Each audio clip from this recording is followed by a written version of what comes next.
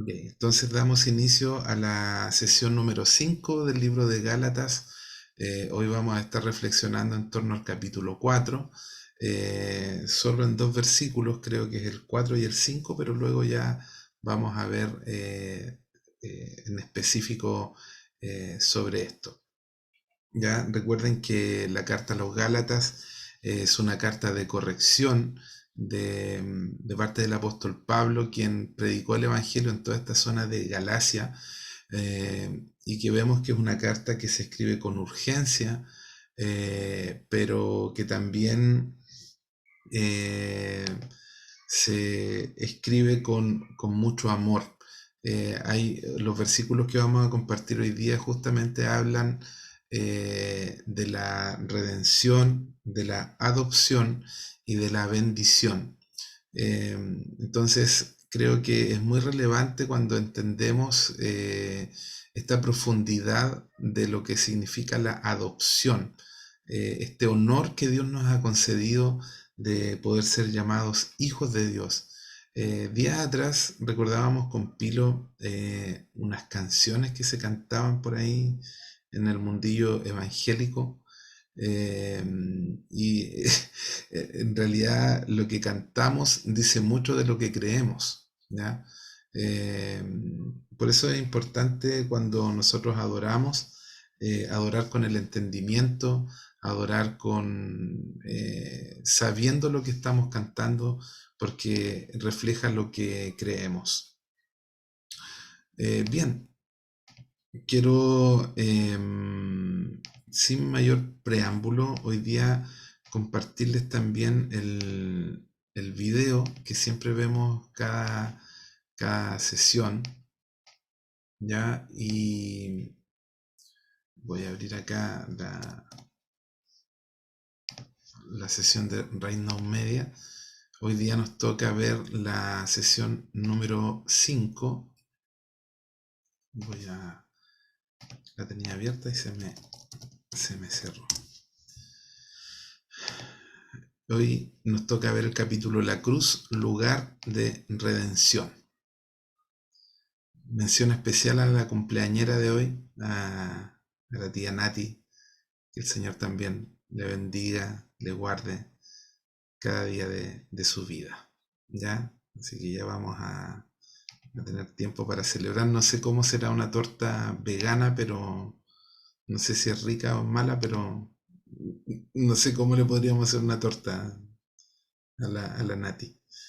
Pero ya lo vamos a saber. Ok, vamos a ver nuestro video entonces. Aquí tengo todo listo para compartirles. Así que pongan atención porque como siempre el pastor Samuel Pérez Millo va a compartirnos un resumen bien profundo de la temática de hoy. Así que aquí va el videito.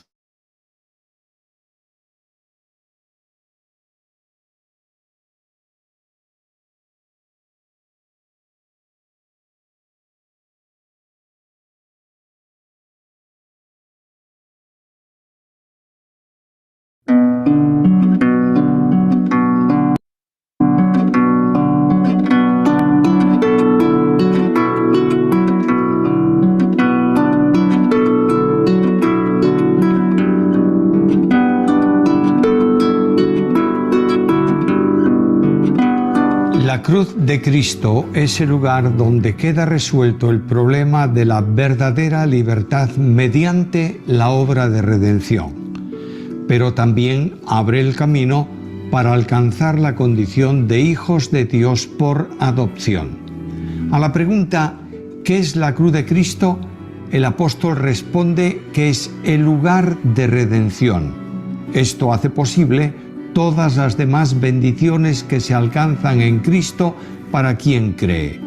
El apóstol proclama esta verdad de este modo: pero cuando vino la plenitud del tiempo, Dios envió a su Hijo, nacido de mujer, nacido bajo la ley, para que redimiese a los que estaban bajo la ley, a fin de que recibiésemos la adopción de hijos. Al aproximarnos al texto se aprecian tres elementos: la redención, la adopción y la bendición. De este modo consideraremos ahora el contenido de los dos versículos. La redención. Como uno de los aspectos de la obra de salvación, está condicionado a la soberanía de Dios.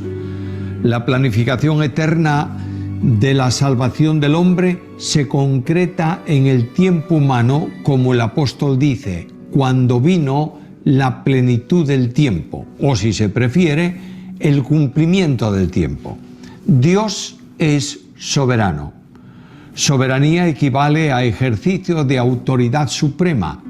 La soberanía es la perfección divina por la cual Dios es el ser supremo con autoridad absoluta sobre todos los seres, sobre todas las cosas y sobre todas las acciones del universo.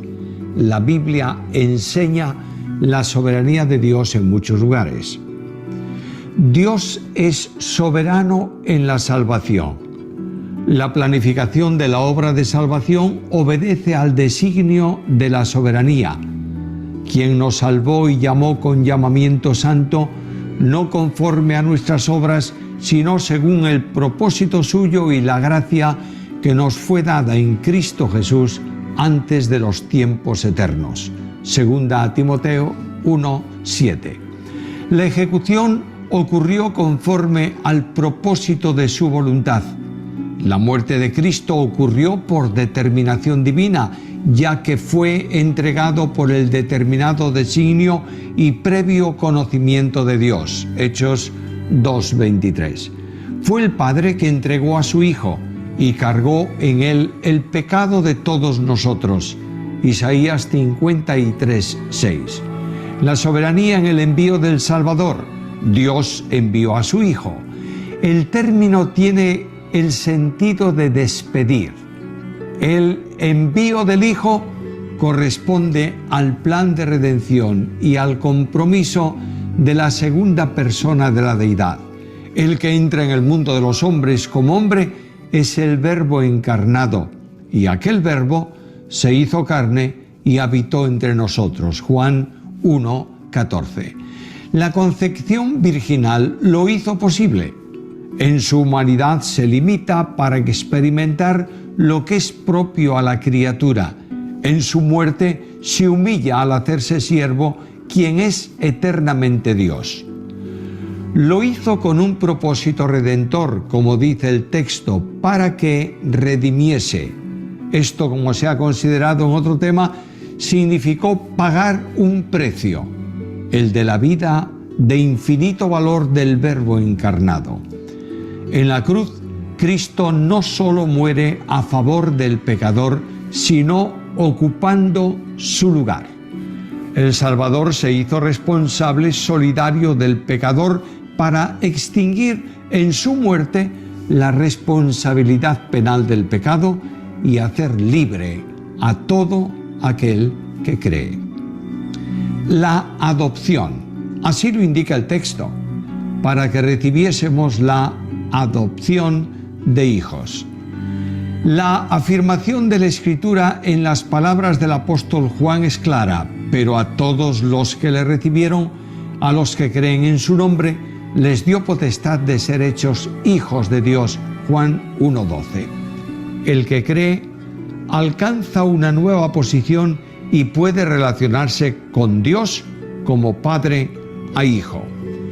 El modo de realizarlo sigue un proceso. Primero redimir, luego adoptar. Ya se ha considerado anteriormente el precio de la redención. Una vez eliminado el impedimento del pecado que producía la separación con Dios, nos adopta como hijos y nos introduce en su familia, reconociéndonos como sus hijos. A estos les da el don del Espíritu, por el que los hijos adoptados pueden llamarle con pleno derecho Padre. Romanos 8:15. No se trata de una posibilidad, sino de una realidad, como el apóstol escribe: pues no habéis recibido el espíritu de servidumbre para recaer en el temor, sino que habéis recibido el espíritu de adopción como hijos, por el cual clamamos Abba, Padre. El Espíritu mismo da juntamente testimonio a nuestro espíritu de que somos hijos de Dios. Romanos 8, 15, 16. La adopción nos da derecho de acceso sin limitaciones a Dios mismo, porque por medio de Él los unos y los otros tenemos acceso por un mismo espíritu al Padre. Efesios 2, 18. Por tanto, Dios abre los recursos de su gracia y los pone a nuestra disposición. Acerquémonos, pues, confiadamente al trono de la gracia para alcanzar misericordia y hallar gracia para el oportuno socorro. Hebreos 4:16. La bendición. Dios nos otorga una nueva experiencia de vida por la unión vital con Cristo que comporta el alcanzar condición y ciudadanía celestiales, mas nuestra ciudadanía está en los cielos. Filipenses 3:20. Una segunda bendición de adopción es que tenemos una nueva posición. Somos un cuerpo en Cristo, alcanzando la plena libertad y seguridad, el cual nos ha librado de la potestad de las tinieblas y trasladado al reino de su amado Hijo, en quien tenemos redención por medio de su sangre, el perdón de los pecados. Colosenses 1, 13, 14. En esa libertad nos hace sacerdotes para ministrar en el nuevo santuario de Dios. 1 Pedro 2, 4, 5. Entramos también en una nueva relación, la de comunión íntima y plena con Dios, haciéndonos partícipes de la naturaleza divina, lo que nos permite adquirir las señales e identidad de hijos, siendo guiados en todo por el Espíritu Santo, que reproduce el carácter de Cristo en nosotros. Alcanzamos una nueva esperanza que es Cristo mismo en nosotros, Colosenses 1:27, por lo que junto con la esperanza está también la dotación de poder para que podamos experimentar que todo lo puedo en Cristo que me fortalece, y entendamos que separados de Él nada podemos hacer. Estas bendiciones llevan aparejada una responsabilidad: manifestar la condición de hijos en una vida que dignifique a nuestro Padre Celestial.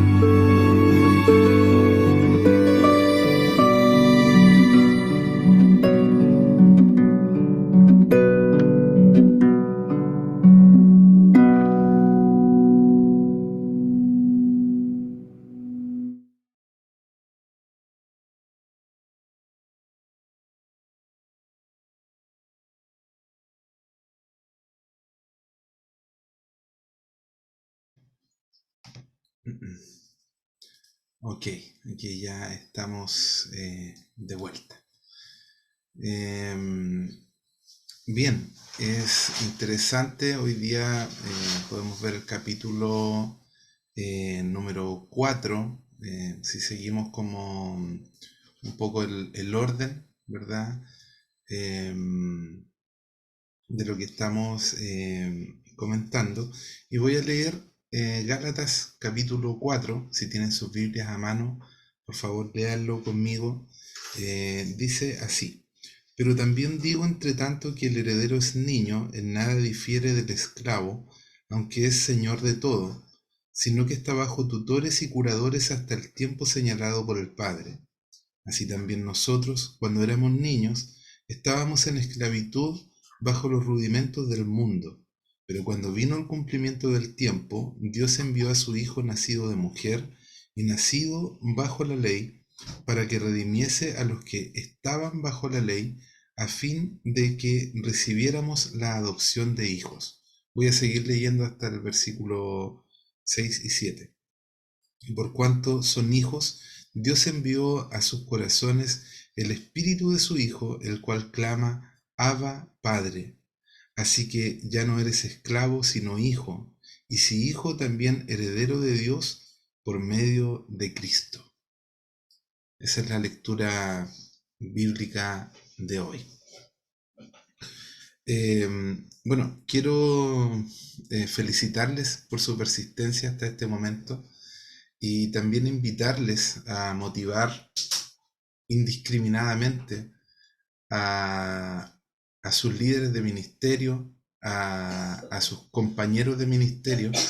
Veo aquí parte del equipo plantador, parte también de algunos otros ministerios, pero veo también que faltan algunas otras piezas claves de la iglesia, y creo que es bueno motivarnos en amor a estar aquí, ¿ya? Porque creo que si no hemos estudiado esto a fondo, y más encima nos perdemos esta oportunidad, es como, por favor, no desaprovechemos este momento tan rico de aprender juntos, ¿ya? Yo meditaba en eso con Janet durante la mañana, que cuando a uno le toca compartir un estudio, uno es como el más bendecido de todas las personas, porque trae un aprendizaje súper profundo y grande a lo que estamos haciendo.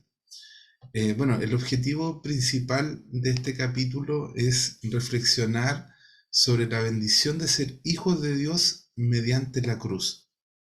Enfatizar, para que también nuestro pensamiento pueda ir cambiando, en la soberanía de Dios como perfección divina que posibilita el desarrollo de la historia de nuestra salvación, cambios en nuestras emociones, al respecto de confiar en Dios como nuestro Padre Celestial que se vincula en amor con nosotros, y cambios en nuestra conducta en cuanto a recordar y valorar todas las bendiciones que fueron derivadas de la victoria de Jesús en la cruz.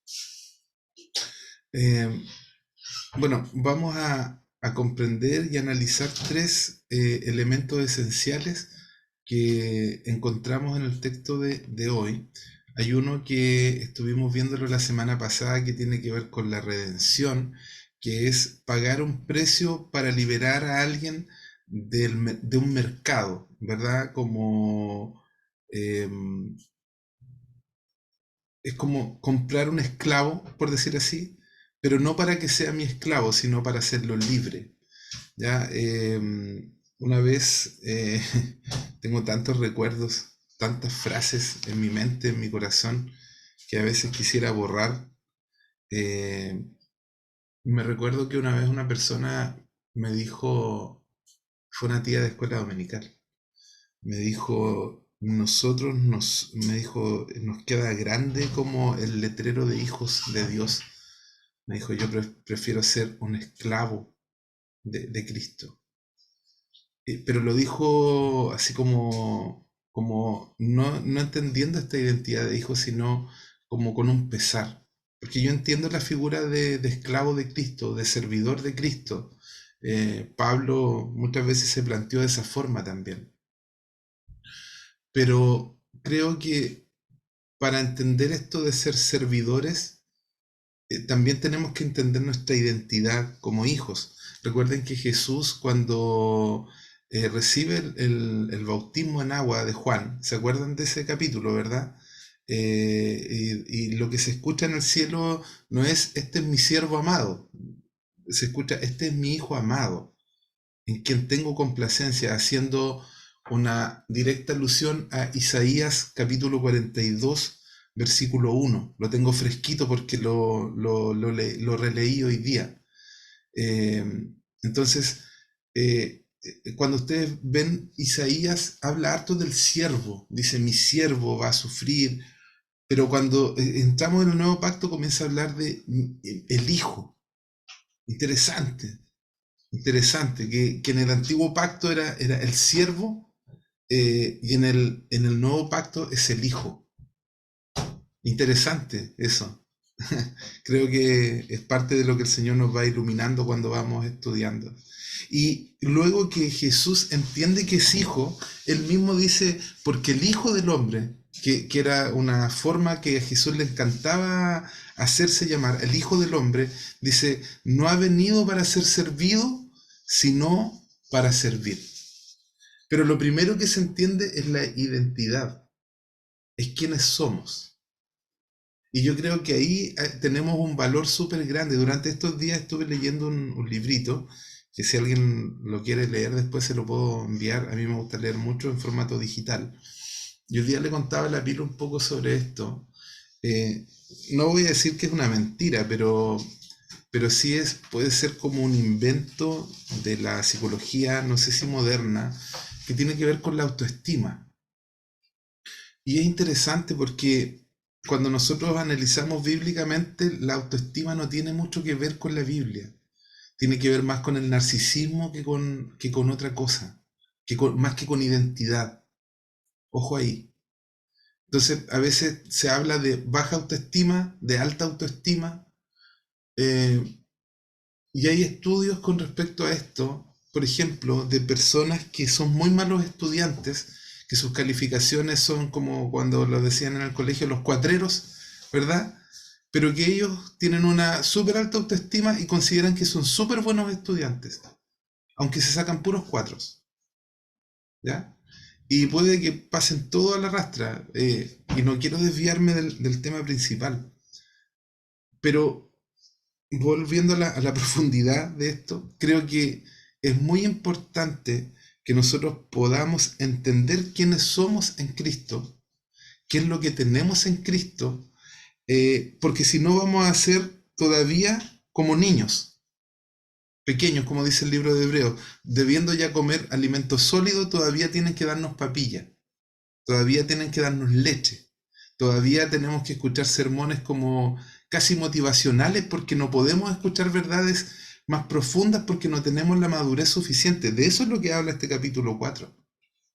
Y tiene una expresión este capítulo que dice, pero cuando vino el cumplimiento del tiempo, que en griego es pleroma, que es como el tiempo correcto, el tiempo perfecto de Dios, eh, viene el Hijo de Dios. Dios envía a su Hijo dentro de su soberanía.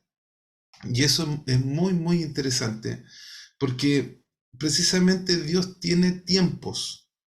Recordaba en mi mente, no sé, aquí, bueno, sé que los que ya llevan tiempo de Biblia, ¿verdad? Entre Mateo y Malaquías, no sé si ustedes se dan cuenta que hay una hoja blanca en algunas Biblias, ¿verdad? Y alguien dijo una vez una anécdota, pidieron una palabra al Señor, le salió la hoja blanca y dijeron, Dios no tiene nada que decirnos hoy. Pero en realidad esa hoja blanca muestra que hay 400 años de silencio donde no hubo palabra de Dios para Israel. Entonces, si ustedes se dan cuenta, imagínense nosotros ahora que tenemos la palabra, ¿verdad? Tenemos YouTube, tenemos Spotify, es como que uno se puede cansar de tantos recursos que hay, pero aún así solamente recibir información y no revelación de lo que somos. Todavía estar como navegando en la orilla de las profundidades que el Señor nos tiene a través de las Escrituras. Entonces, ¿qué significa que Dios sea soberano? ¿Qué significa esto de que vino la plenitud del tiempo? Es que Dios en su soberanía eterna fijó un momento oportuno para encarnarse y entrar en la historia humana. Él decidió soberanamente cuándo era ese momento. Nosotros leemos en las Escrituras, por ejemplo, que hay cosas que Dios preparó de antemano, antes de los siglos, antes de los tiempos. En Efesios, por ejemplo, podemos encontrar ese tipo de escrituras, que nos escogió en Él, dice, antes de la fundación del mundo. Entonces, el plan de Dios es mucho más grande que este momento. El plan de Dios es mucho más grande que mis circunstancias. El plan de Dios va mucho más allá de lo que yo puedo estar pasando hoy, de cómo me siento hoy. Dios tiene un tiempo para cada cosa. Y en griego, esto sí que es verdad, no es griego mío, es griego de verdad. Dice que hay dos palabras en la Biblia que se refieren al tiempo. Una es cronos, que es de donde viene la palabra cronómetro, que significa tiempo en el sentido humano, medido en minutos, en horas, en días, en semanas, en años. Y la otra palabra es kairos, que se ocupa en 4:4, que algunas personas dicen que es el tiempo de Dios, pero en realidad es el tiempo en términos de oportunidad. Es cuando es esta expresión. Pero cuando vino el cumplimiento del tiempo, Dios envió a su Hijo. Ese es el kairos de Dios. Es el tiempo oportuno de Dios. Dios en su soberanía decidió que ese 20 siglos era el tiempo plenamente oportuno, era el tiempo donde estaba establecido el Imperio Romano, había una cantidad de carreteras importantes, había un idioma oficial que era el griego koiné, y yo siempre me pregunto esto, porque cuando leemos los evangelios, por ejemplo, el evangelio de Marco, el evangelio de Mateo, remarcan el mensaje de Jesús, el evangelio de Lucas, dice que Jesús apareció predicando el evangelio del reino. Por ejemplo, si nosotros como cultura nos hubiera tocado recibir a Jesús, ¿qué hubiéramos entendido del reino? Si nosotros no tenemos una cultura de reyes, tenemos otro tipo de cultura. Por ejemplo, Perú tiene una cultura del virreinato, pero tampoco tuvo reinato. Entonces, a veces nos cuesta entender la figura y el mensaje del reino, como que nos suena un poco extraño porque en nuestra propia cultura no entendemos esto. ¿Qué es lo que es el reino? O como deberíamos expresarlo más profundamente, es el reinado de Dios, porque es algo constante. No es que Dios comenzó a reinar cuando Jesús vino. El reino de Dios siempre estuvo. Lo que se inauguró, pongan atención en esto, que es como importante, es como materia viña esto, de teología del reino. Cuando Jesús vino, Él irrumpe, ¿verdad? Como Dios encarnado, y lo que hace es inaugurar el reino de Dios aquí, en la tierra. Es la expresión aquí de decir, el reino de Dios se está estableciendo. Por eso Jesús en algún momento dice, el reino de Dios se ha acercado, el reino de Dios está entre vosotros. Otra vez dice, el reino de Dios está aquí, ahora. ¿Se entiende eso, verdad? ¿Por qué? Porque como habían 400 años de silencio, por ejemplo, por eso cuando Jesús se presentaba, los demonios decían, ¿qué tienes con nosotros, Jesús Nazareno? O sea, habíamos estado tanto tiempo libres, tanto tiempo haciendo lo que queríamos, ¿qué tienes con nosotros? ¿Vienes a destruirnos? Y Jesús los mandaba a callar. Interesante. La primera curación que aparece de un hombre leproso en Marcos, Jesús le dice, por favor no le cuentes a nadie. ¿Por qué? ¿Por qué no tenía que contarle a nadie? ¿Jesús no quería ser famoso? Dante Gebel dice que Dios nos da fama, que nuestro nombre sea reconocido como Abraham. Dice, engrandeceré tu nombre. ¿Por qué? ¿Por qué Jesús no aceptó alabanza de los demonios? Nunca. ¿Por qué los hacía callar? Les abro la palabra. Pueden opinar libremente. ¿Por qué creen ustedes que Jesús le decía a los demonios, calla, enmudece? ¿Alguien ha pensado? Bueno, porque los demonios lo conocían a Jesús. Los ¿Qué? demonios sabían quién era Jesús. ¿Sabían quién era Jesús? Jesús también sabía quiénes eran ellos antes y quiénes fueron ellos después. Eso. Ok, vuelvo a repetir la pregunta. ¿Por qué Jesús mandó, por ejemplo, también a ese hombre que fue curado que no dijera nada? Martita. Porque no era el tiempo y el momento para que se manifestara lo glorioso que iba a ser.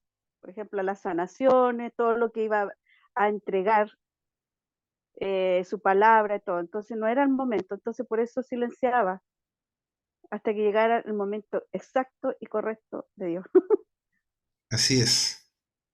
Así es. Esa es una respuesta que se acerca mucho a lo que estamos conversando. Jesús tenía un conocimiento sobrenatural, pero todavía no era el tiempo de la manifestación del Hijo. ¿Ya? ¿Saben ustedes dónde fue el primer liberado? Fue en la sinagoga. Interesante. ¿Y saben ustedes por qué los fariseos discutían con Jesús con respecto de las liberaciones? Le decían, tú echas los demonios por Belcebú. Es como, ¿cómo el diablo va a echar al mismo diablo? El tema es que ellos conocían el arte, por decir así, de la liberación o de la demonología, pero no tenían poder. Interesante. Profundo. Jesús tenía que cumplir su ministerio todavía, dice Janet. ¿Por qué? Porque los fariseos y los herodianos lo querían matar. Por eso Jesús no podía darse a conocer públicamente hasta que Él va a Jerusalén. Y ahí acepta la alabanza pública, los niños dicen Hosana, ¿se acuerdan? Lo reciben con palmas y todo eso hermoso. ¡Pum! Fue como la irrupción, ¿verdad?, pública de su ministerio. Pero hubo un tiempo de silencio. Y eso nos indica a nosotros también que cuando Dios nos revele algo o nos muestre algo, a veces también vamos a tener que estar en silencio. Tiempo de esperar, tiempo de callar, que es difícil, es complicado. Pero allí el Señor también está trabajando en nosotros. Interesante lo que hemos estado conversando. Podemos ver, ¿verdad?, que Dios es soberano en cuanto a la salvación, a lo que Él planificó como la obra de salvación, obedece al designio de su soberanía. Por ejemplo, podemos leer un versículo acá que es Segunda de Timoteo 1:9, creo que lo tengo abierto, creo que no. Segunda de Timoteo 1:9, o si alguien lo tiene, también puede leerlo si es que lo encuentran antes que yo. Segunda de Timoteo 1:9, creo que aquí ya lo encontré. Dice, quien nos salvó y llamó con llamamiento santo, no conforme a nuestras obras, sino según el propósito suyo y la gracia que nos fue dada en Cristo Jesús antes de los tiempos de los siglos. Si se dan cuenta, ahí está manifestada, ¿verdad?, la soberanía de Dios. Voy a leerlo nuevamente. Dice, quien nos salvó y llamó con llamamiento santo no conforme a nuestras obras, sino según el propósito suyo y la gracia que nos fue dada en Cristo Jesús antes de los tiempos de los siglos. Entonces, la salvación es un don de Dios, es un don un regalo, ¿verdad?, que Él da cuando Él quiere. No es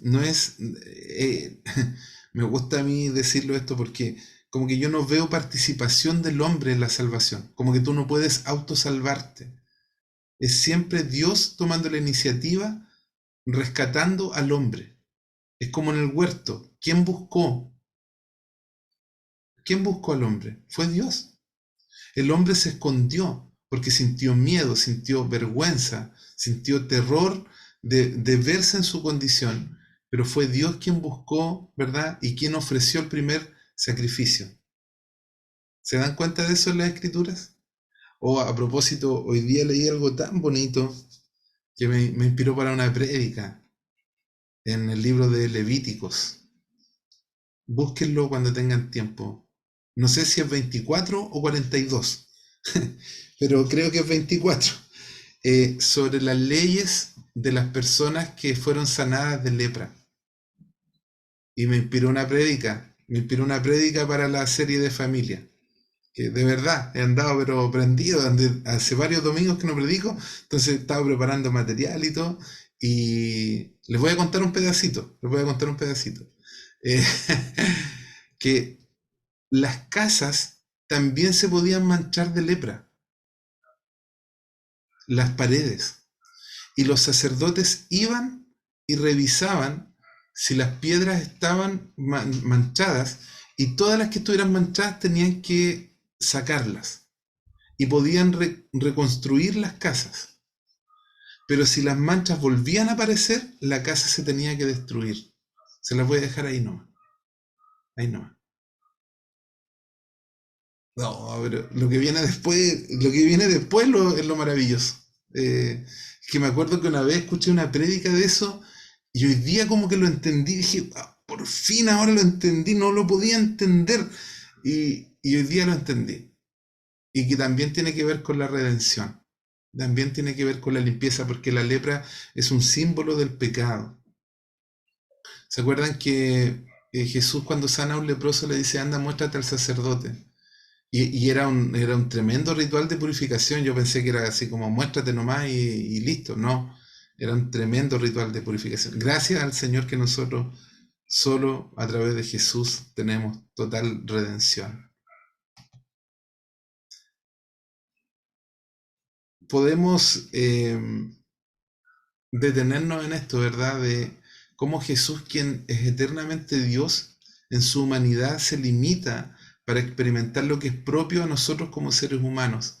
Y en su muerte se hace siervo con el propósito de redimirnos. Y al redimirnos pasa un segundo suceso que tiene que ver con la adopción. Y aquí quiero que leamos Juan capítulo 1, verso 12, que es un texto que también es muy comentado entre nosotros y muy poderoso, que dice lo siguiente. Y quiero leer el versículo anterior porque nos da contexto. Dice, a lo suyo vino, dice, ojo, a lo suyo, no a los suyos, sino a lo suyo. Y los suyos, y ahí agrega en plural, no le recibieron. Mas a todos los que le recibieron, a los que creen en su nombre, les dio potestad, que en otras palabras podría ser traducido como autoridad, de ser hechos hijos de Dios. Cuando la Escritura dice a lo suyo vino, se está refiriendo lo siguiente, es como Jesús vino a su casa, a su propia casa, por decir así, con derecho legal de entrar a su casa, pero los de su casa lo agarraron y lo echaron para afuera. Eso fue lo que pasó con el pueblo judío. Ellos rechazaron al Mesías porque no entendieron el reino de Dios. Es como lo que pasó con nuestro querido, que está en Juan capítulo 3, nuestro querido Nicodemo. ¿Se acuerdan de él? Y Jesús le dice, es que el que no nace de nuevo no puede ver el reino de Dios. Y él dice, ¿cómo esto? ¿Tiene que volver el hombre a entrar a la guatita de la mamá? Y le dice, ¿y cómo si tú tienes tanto conocimiento? ¿No entiendes esto? Entonces, el tener harto conocimiento no nos hace ser personas maduras, no nos hace ser hijos. Podemos tener mucho conocimiento, pero todavía estar en la orilla de lo que significan estas tremendas bendiciones como ser adoptados hijos de Dios. Entonces, aquí encontramos de manera explícita esto. Como les decía, en griego, potestad es la palabra exousia, que significa autoridad. Ahora podemos ir un poquito más profundo y recordar que Jesús en su ministerio terrenal hablaba de grandes cosas y hacía maravillas. Y por eso los líderes religiosos de Israel en el siglo I estaban confundidos al respecto de su accionar. La gran pregunta era, ¿con qué potestad, con qué exousia Jesús hace estas cosas? Marcos capítulo 1, verso 27. Voy a leerlo igualmente. Porque ellos cuestionaban la autoridad de Jesús, lo que les decía yo, ¿en nombre de quién echan los demonios? ¿Es esto real? Como se preguntaban algunas personas en nuestras fiestas de Pentecostés, o es para la tele nomás. Y todos se asombraron, estoy leyendo Marcos 1:27, y todos se asombraron de tal manera que discutían entre sí diciendo, ¿qué es esto? ¿Qué nueva doctrina es esta? ¿Con qué autoridad manda aún a los espíritus inmundos y le obedecen? Entonces, las opciones no son muchas, o viene de Dios o del diablo. La primera opción la descartaban rápidamente porque ellos se percibían como quienes tenían ellos la única autoridad divina mediante la ley de Moisés para expulsar demonios. Por eso ellos pensaban que Jesús actuaba y hablaba con la autoridad de Satanás. Poder puede tener cualquiera, pero para tener autoridad hay que recibir una autorización de aquel que tiene derecho a otorgarla. Entonces, Jesús recibió esa autoridad legal. Él tenía la autoridad como hijo de Dios. Incluso en el Evangelio de Juan Jesús lo dice. Dice, toda autoridad me ha sido dada en la tierra y en el cielo. Antes de lavar los pies de los discípulos. Janet quiere comentarnos algo al parecer. Sí, también a todos esos eruditos de la ley, los sacerdotes que se dedicaban como a sanar, por ejemplo, la lepra y todo eso, no les interesaba que Jesús hiciera esos milagros porque ellos lo hacían cobrando. Y no lo hacían en día de reposo, pero cobraban por eso. Entonces Jesús lo hacía el Shabbat y más encima lo hacía gratis. Entonces era algo contraproducente para ellos, por eso que ellos estaban tan en contra de que Jesús hiciera milagros.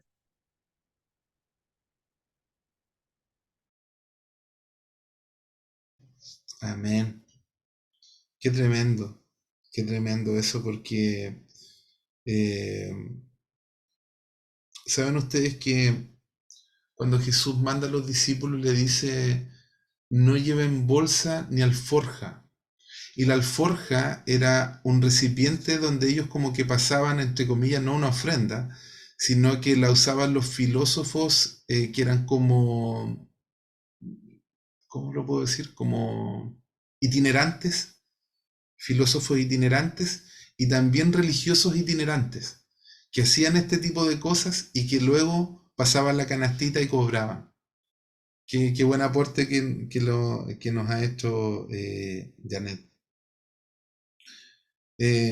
Entonces, si ustedes se dan cuenta de lo que estamos conversando, Jesús sabía la autoridad que él tenía, el poder que él tenía. Él no se complica con eso, no tenía problemas de autoestima, entre comillas, o de que alguien lo validara o no lo validara. Él sabía quién era porque tenía muy clara su identidad.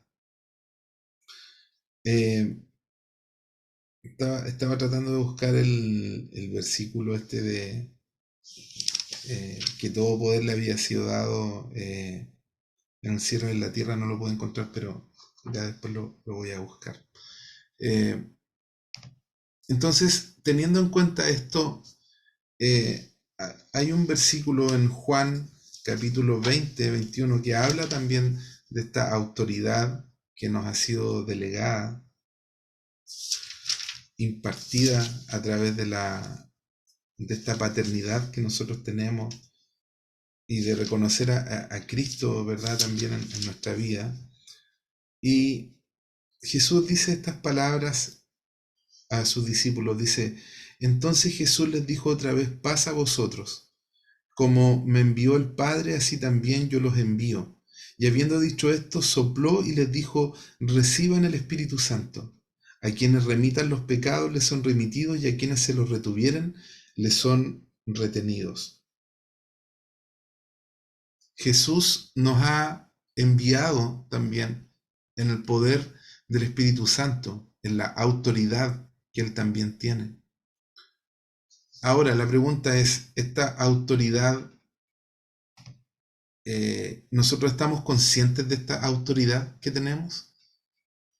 ¿O muchas veces como que la pasamos por alto?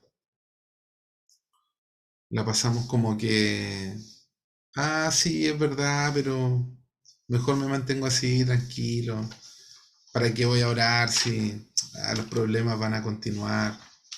Si los enfermos van a seguir. Y es como, tenemos autoridad, pero qué bueno, pero que otros peleen con los demonios, a mí déjenme tranquilo, yo quiero dormir, quiero vivir mi vida, ¿verdad? ¿Para qué nos vamos a complicar?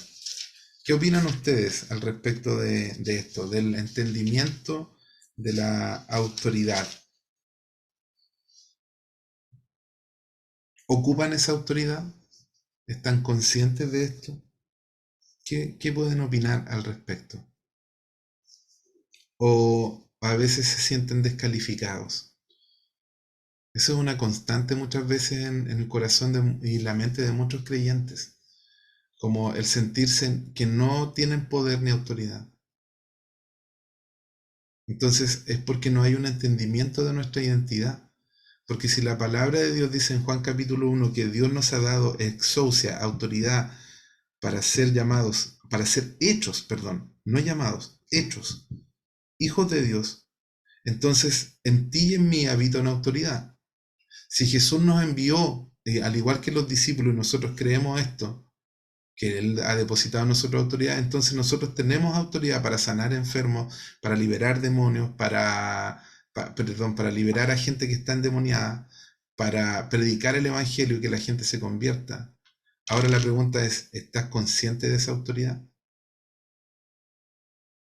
¿O te has rendido frente a los ataques del enemigo? Porque en el fondo, si tú no atacas las tinieblas, o no te metes en el terreno de las tinieblas, es como que las tinieblas están ahí, tranquilitas, no, nadie me hace daño, nadie me toca, estoy bien. Vuelvo a preguntar, ¿estás consciente de la autoridad que tienes? ¿Estás seguro? Entonces este domingo, cuando te pidamos orar por los enfermos, tú vas a accionar tu fe. Cuando yo te diga vamos a entregar una palabra, te vas a animar porque en el fondo el Espíritu Santo vive en ti. Ya no somos niños, somos gente que ha madurado. Marianto.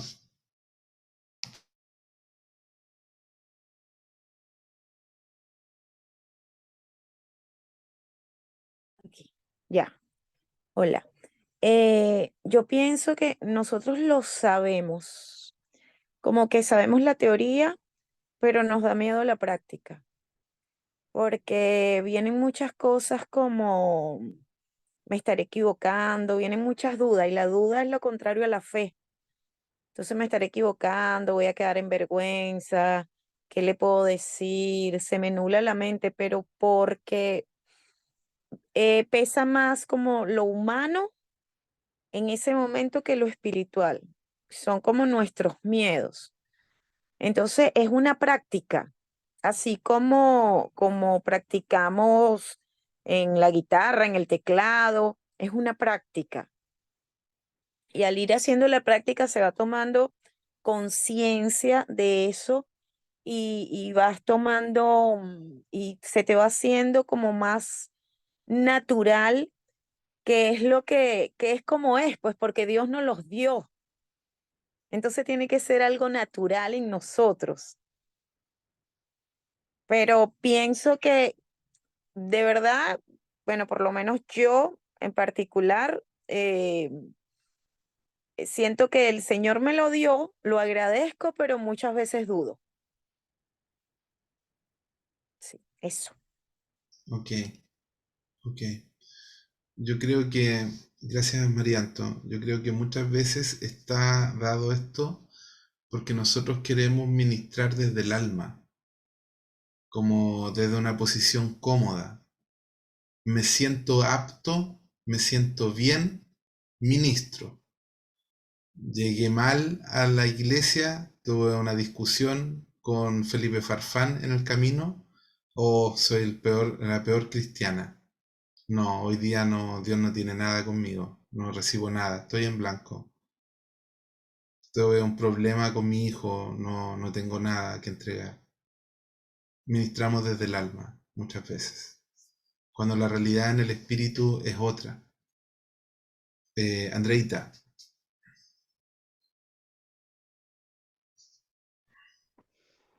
A mí me pasa de que por años no creía que era hija. Era como me sentía muy indigna de ser hija y no lo creí. Y cuando realmente Dios se me reveló en su amor, como padre, cambió todo. Y siento que le creo todo, po, que todo se puede pasar, digamos, siendo hija, porque es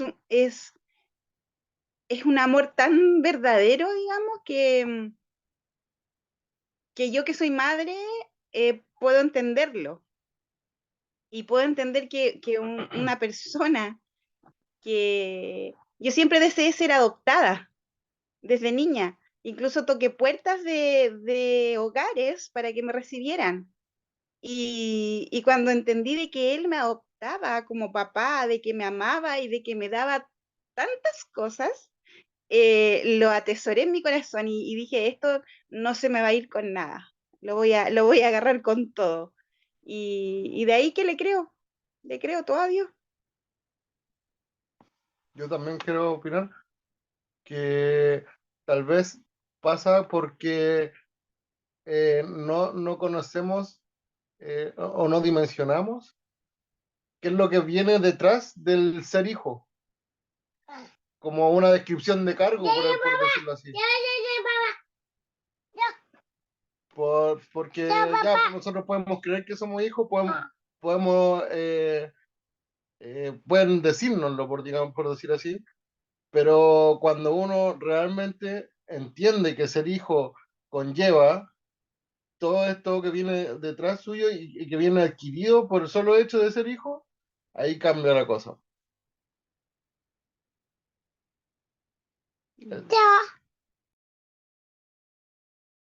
Gracias, chiquillos. Creo que han acertado.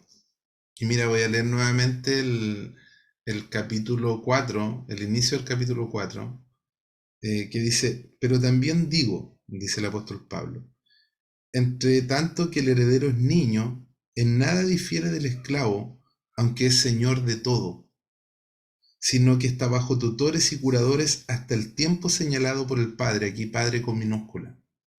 O sea, mientras no tenemos como, qué bueno lo que dijiste esto, Felipe, como la descripción del cargo, o como la descripción de lo que es ser hijo, porque no estudiamos la escritura, sino que no es más fácil como flojear en ese sentido, porque no, esa revelación no va a venir porque así como, ¿verdad? Que venga toda la descripción del cargo, no va a venir, amigos. No, es estudiando la escritura donde él se va a revelar. Janet. Me aparecía tu manito levantada. Sí, respecto a la pregunta que hacía Felipe, si entendemos acerca de la autoridad que tenemos, me acordé de este versículo que está en Juan 14:12, que Jesús mismo dijo, de cierto les digo que el que en mí cree las obras que yo hago, él las hará también y aún mayores hará, porque yo voy al Padre, y todo lo que pidierais al Padre en mi nombre lo haré, para que el Padre sea glorificado en el Hijo. Y yo siempre medito en este versículo porque el mismo Señor Jesús lo dijo, y el que cree en Él y aún cosas mayores hará. Entonces, como no somos conscientes de la tremenda autoridad que nos ha sido dada por el poder del Espíritu Santo. ¿Puedes repetir el versículo, Janet? Sí, es Juan, capítulo 14, del 12 al 17. ¿Y cómo dice? Dice, de cierto os digo, el que en mí cree, las obras que yo hago, él las hará también y aún mayores hará porque yo voy al Padre. Juan 14, 12. Sí, el 12, hasta el 12 dice eso. Ok. Gracias, Janet. Entonces, ¿estamos capacitados? Sí, estamos capacitados.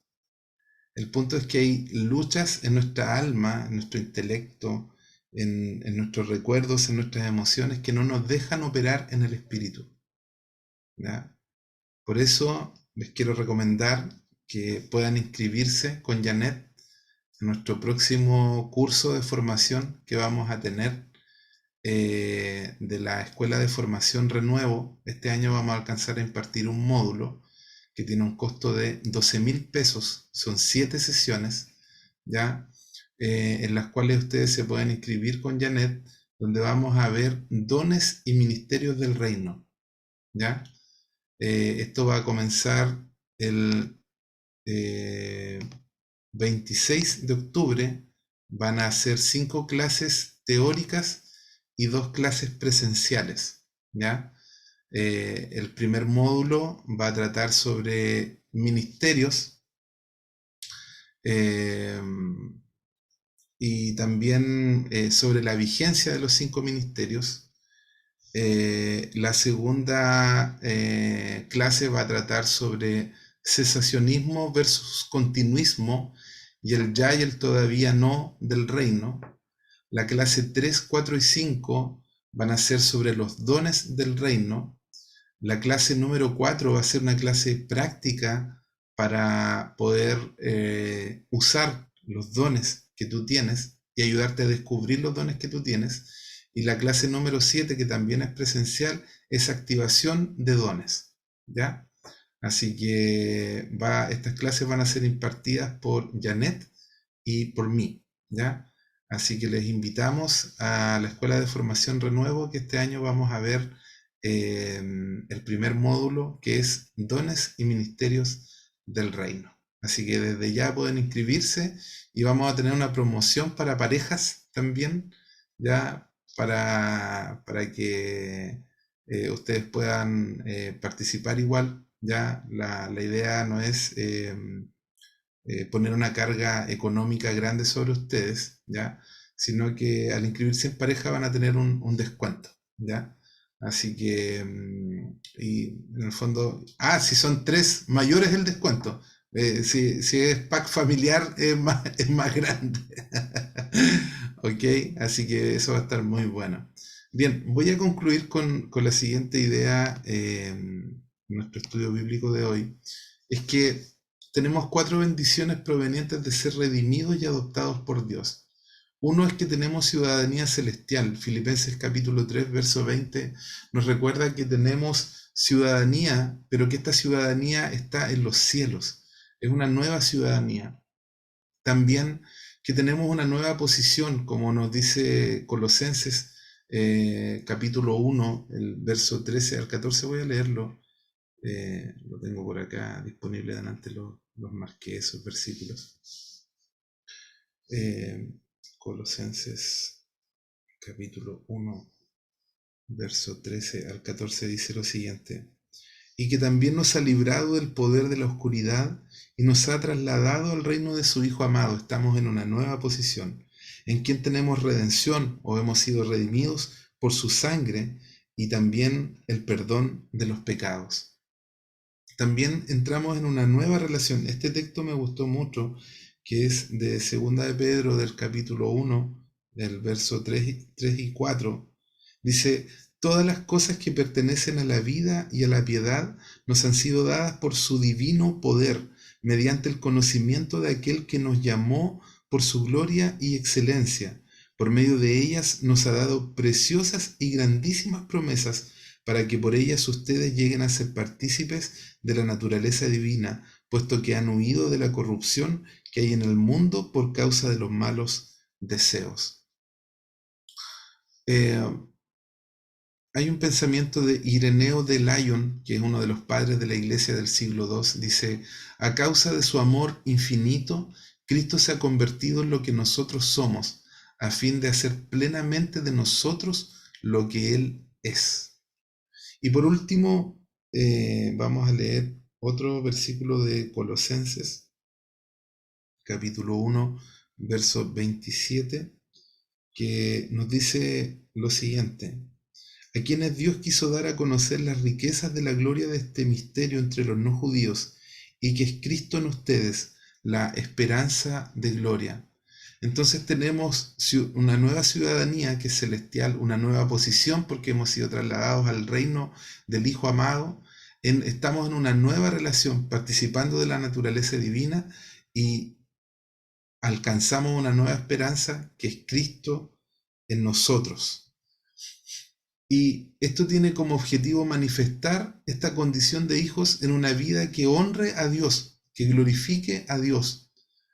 Entender más significativamente y profundamente lo que es la posición de hijos. Esto nos permite vivir una relación íntima con Dios como Padre, sabiendo que Él es soberano, es todopoderoso, es altísimo, pero con nosotros se relaciona con amor paternal. Nosotros, si realmente viviéramos esta relación con Dios como Padre, vamos a comprobar el tremendo poder terapéutico que tiene de sanidad para nosotros, entender cuánto somos amados por el Padre, porque así también podemos amar a otros y amarnos a nosotros mismos. La Escritura nos vuelve y con este versículo vamos a cerrar. Dice: pero a todos los que le recibieron, A los que creen en su nombre les dio potestad de ser hechos hijos de Dios. Dios utiliza su palabra en tiempos difíciles para traernos consuelo, fortaleza y también para bendecir a otros que están pasando por situaciones similares a las nuestras. Yo quiero que en tu mente puedas recordar todas las veces que la paternidad de Dios se ha manifestado a tu vida, que me impactó lo que nos compartió Andrea, esto de golpear puertas para ser como aceptados. Y en realidad nosotros no hemos golpeado una puerta, sino que el Señor ha venido con su amor a través del Espíritu Santo y nos ha abrazado, nos ha redimido, nos sacó de un mercado, ¿verdad? No sé si han visto Búsqueda Implacable. Me acordaba de eso hoy día ¿se acuerdan cuando el Liam Neeson va y saca a la hija? ¿Cierto? Yo a veces me siento como el Liam Neeson. No tengo el mismo cuerpo que él, pero en mi espíritu me siento así cuando estamos rescatando gente para el reino de Dios. Y él le dice al Marco de Tropolla, le dice, te voy a encontrar, le dice. Te voy a encontrar, así como... y se graba una frase como del enemigo. Y cuando va y lo descubre y le dice, te encontré, estoy aquí. Y bueno, yo sé que no es el mejor ejemplo, ¿verdad? Más bíblico, pero Jesús ha tomado ese lugar, ¿verdad? De redención, de rescatarnos y de recordarnos quién es nuestro Padre. En un momento Jesús le dice a los fariseos, le dice, ustedes tienen un padre, le dice, pero ustedes son de su padre, son hijos del diablo, le dice Jesús.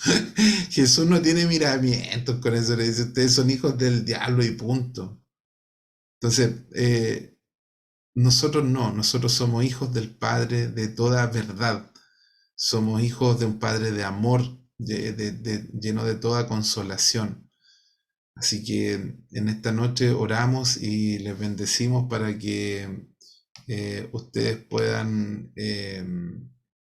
también comprobar y vivir este amor del Padre, disfrutar esta paternidad, ¿verdad? De una forma real, de una forma que uno pueda sentirlo, vivirlo y no solamente quedarse como en algo informativo, ¿ya? Sino que sea algo también en nuestra experiencia. Vamos a orar para terminar y agradecer al Señor por este tiempo que Él nos brinda, ¿verdad? De poder estudiar juntos y de entender cuánto hemos recibido del Padre. Señor, te damos gracias en esta noche en el nombre de Jesús por este tiempo que nos das junto a la familia Viña Renuevo para aprender de tu palabra, Señor, y poder experimentar en nuestro corazón una vez más este derramamiento del amor del Padre, de que tú no nos llamas, ya no nos llamas esclavos, sino que nos llamas hijos. Y quiere llevarnos a este estado de madurez, a este estado de poder crecer, no quedarnos como en la orilla, sino que podamos madurar también, Señor. Porque justamente cuando maduramos, tú nos entregas responsabilidades, tú nos das como nuevas asignaciones en el reino para poder cuidar a otros, para poder ministrar a otros, para poder desarrollar los dones, los talentos que tú nos has dado, Señor. Yo te pido en el nombre de Jesús que tú puedas conducirnos en esto, Señor. Oro por cada hombre, por cada mujer que está aquí, para que podamos comprender, Señor, esta anchura, esta profundidad de tu amor, Señor, que estamos arraigados en tu amor, Señor, y que desde allí nosotros vamos a crecer. Que esto no es un amor personalista, sino que es el amor del Padre enseñándonos a amar a otros y amarnos a nosotros mismos. Ahí les dejé otro regalo. Es así la comprensión del amor de Dios. Es primero cuánto nos ama a Dios, cuánto amamos a los demás y cuánto nos amamos a nosotros mismos. Padre, te damos gracias por este tiempo En el nombre de Jesús. Amén y amén.